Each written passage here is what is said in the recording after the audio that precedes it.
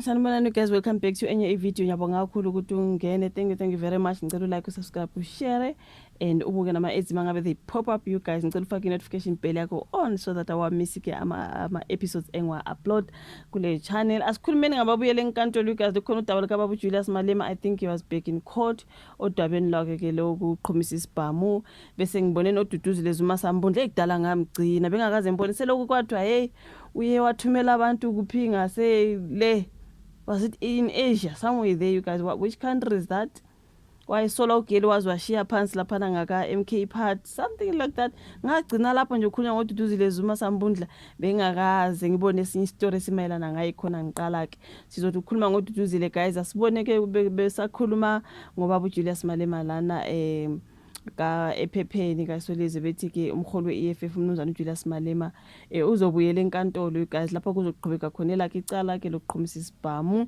uzovela enkantolo eManchester East London ngolesithathu nangolwesine which is kusasa unless ivideo ngiyiposta khona ngolesithathu but I'm recording on a Tuesday okay so uzovela ngolesithathu nangolwesine lapho kuzokwenza khona izethulo ezandulele isigwebo sakhe ukulalela kwezethulo kwahlehliswa ngoJanuary remember uMalema walahlwa icala ke lokuqhumisa isibhamu he was found guilty mangabe yakhumbula you guys ngonyaka odlule so wavulela icala ngemva kokuba ke kusabalaleli ya video emkhombisa eqhumisa isibhamu emcimbini ukugubha iminyaka ya iEFF yasungulwa angithi sonke siyazi so umcimbi ke aqhumisa kuyisibhamu wawusemdantsane ngo2018 uMalema uyawaveza ukuthi umbuso ufuna ukuthi agweje iminyaka engu15 ebhadle ejele uzoba yini baba uJuju iminyaka engu15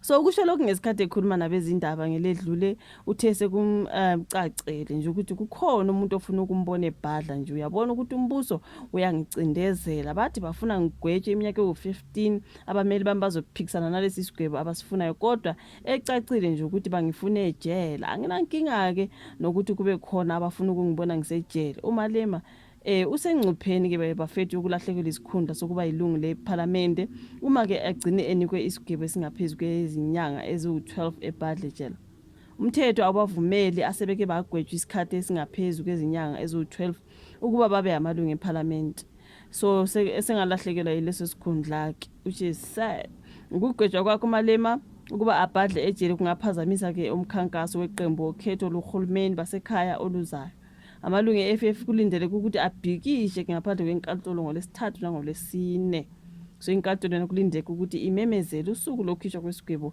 uma umbuso nabameli bakaMalema sebeqedeke ukwenza izethulo there's just a warlord imagine baba uJuju in prison what a pity hey kuze guys kuyaphithisela kuningi shem kuningi imagine yoba yini baba uJuju ejele hey kunzinyana bafethu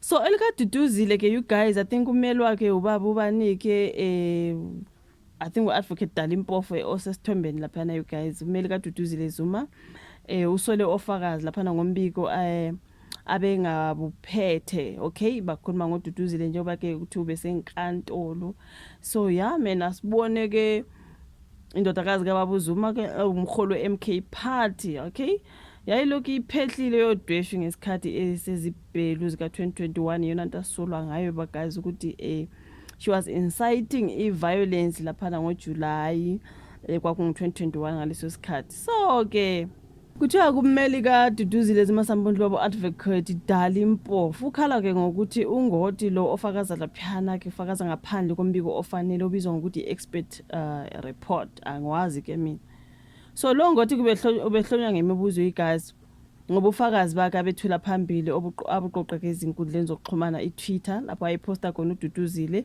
wasebhala imemorandum ngalokho akuthola wabe esenikezwa ke ngombono wakhe ngokuziphatha kwaNkosikazi Duduzile Zuma Sambundla so ke kuthi uNkosikazi sadly I don't know if he said Leah sadleya uyawatshela inkantolo ukuthi umqulo awusebenzisile ukwethula ngawo ufakazi bakhe imemorandum akuwona umbiko iexpert report uthele ukukwenzeka ke ngesizathu sokuthi abophiko loklep abeza kuye mhlawumbe bezomtshela ukuthi kudingeka ukucubungulwe okwakubhalwe ezinkundleni zokuxhumana kwakubhala kuGirl abazange babuye kuye ukuzomtshela ukuthi ke ahlanganise lo mbiko ngoba uzoba ufakazi enkantolo. Uthe wathi uma esebizele enkantolo waphoqeleka ukuthi ke athule ubufakazi bakhe esebenzisa ayekubhale kwi-memorandum. So uthe mabili amacala abophiko loGlebheka bethe bafuna abalekelele abalekelelele kuwo phela guys. Elokuqala lalabo ababegqugquzela uDlame besebenzisa inkundla zokuxhumana uWhatsApp, bese elesibili kubeke liqondane nommangalelwa ke yena uDuduzile Masambondla emva kokuhlanganisa imemorandum yakhe ayehambisana nombono wakhe wokuthi ke likhona icala okufanele ke aliphendule enkantolo. Ummangalelo wabe eseyihambisa ke kwabophiko loGlebheka emphosa imibuzo. Umpofu uthe bashaya amakhala ngokwethula kwakhe ubufakazi ngaphandle kombiko wesazi, which is the expert report abakhuluma ngayo. Uyavuma kodwa ukuthi lo mqulu othule ngawo ubufakazi akuyona i-expert report kodwa yi-memorandum. Wathi sizophakamisa ukuthi ubufakazi bakhe bakho buchithwe ngoba inkantolo ayikwazi ukulalela ubufakazi besazi ngaphandle kombiko. Kuningi nje okukhulunywa lapha you guys, kulokhu kuphikiswana nje ngodaba lakaDuduzile Masambondla. There's just a whole lot. Angeke ngifunde yonke lento laphana. Bayacacisa nje ukuthi uhambe kanjani ubani wathini lapha nenkantolo. Ubaba uDala Impofu engumeli kaDuduzile Masambondla ke nalo munye you guys. So usadliya, it's just a whole lot and it's a long story engeke ngiye kuso you guys ngoba ivideo idingabande kakhulu. Obesongile kuGary uyathanda ke, I think she's a black girl, black and green, black and white something. Mhlawumbe uGreen wayemfakele MK Party. For today she's all black, okay? Bebukeka kodwa ezikhululekele mabesho you guys ukuthi makuthiwa ikhefu abonakala exhawula abe MK Party laphana abade bezile bezomeseka phinda athatha izithombe nalabade befuna ukushutha naye. Okay, phakathi kwade bezomeseka kuthiwe kukhona noyilungu le-MK Party ke umnumzane Vusishongwe. Angazi lo phela kanjani udaba lakaDuduzile, it's just ngingagcina kudala ukumboneza enkantolo. Okay, I was happy to see an update mayelana ngaye nommeli wakhe ababo advocate Dala Impofu esenza umsebenzi wakhe ukumeka sure ukuthi ugirl angazi ukuthi udaba lakhe luyogcina ngani ngempela. It's just a whole lot. So ngiyena nobaba Malema ngamacala wabo you guys, they are in and out of court. Asazi ukuthi uyozala nkongo. There's just a whole lot. But anyways, ngiyabonga kakhulu ukuthi ibuka ivideo, like, subscribe, share, isibonane kwelandelayo. Bye.